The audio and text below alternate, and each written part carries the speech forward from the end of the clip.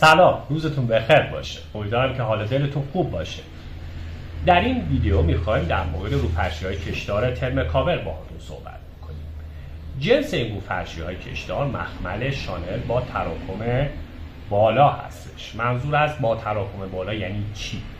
یعنی اینکه در همتنیدگی این نخهای این روفرشی زیاد هستش که باعث میشه این روفرشی‌ها دوامشون بالا باشه و احتمال پاره شدنش کم باشه. روفرشی‌های کشدار ترم کاور امکان شستشو تو لباسشویی رو دارن و تغییر رنگی رو نخواهند داشت. علتش چی هست؟ علتش اینه که در دمای 220 درجه این روفرشی‌ها رنگشون تثبیت میشه و امکان تغییر رنگشون صفر هست و این تضمین رو به شما میدیم که حداکثر 5 سال میتونید اینها رو هر ماه تو لباسشویی بندازین، بشورید و هیچ تغییر رنگی نداشته باشه و این خیلی مهمه. آیا روی این روفرشی‌ها میشه جارو برقی کشید؟ بله، چرا نمیشه؟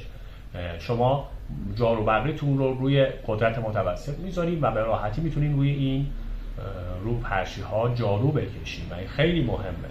روفرشی‌های قدیمی رو شما مجبور بودید که جمعش بکنین، ببرید رو تراس بتکونین، تو حیاط بتکونین و این خیلی سخت.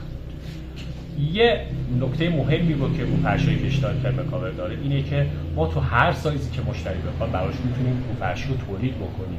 حتی سایز 24 متری، 18 متری، حالا سایزهای استاندارد که ما داریم 4 متری، 6 متری اینا رو میزنیم. حتی سایز 24 متری هم میزنیم.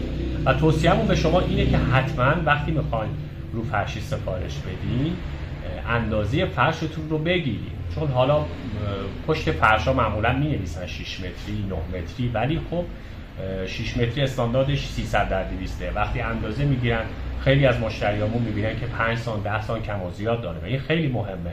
اگه اندازه 5 سانت کم و زیاد باشه روفرشی قطعاً روی فرشتون خوب وای نمیسته و این دغدغه خیلی از خریداران ما هست و ما به همین خاطر توصیه می‌کنیم که حتما فرشتون اندازه بزنید، اندازه‌تون رو به ما بگید، ما دقیقاً رو همون اندازه‌ای که خودتون اندازه دادید ما روفرشی براتون سفارش بدیم.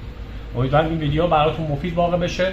منتظرتون هستیم تو شبکه‌های اجتماعی که ما هستیم، نظراتتون رو بنویسین و حتما به سایتمون با آدرس termcover.com مراجعه کنین و طرح‌های روفرشی رو ببینین و خرید انجام بدین و حتما اندازه‌تون رو هم به ما بگید. خدا نگهدار.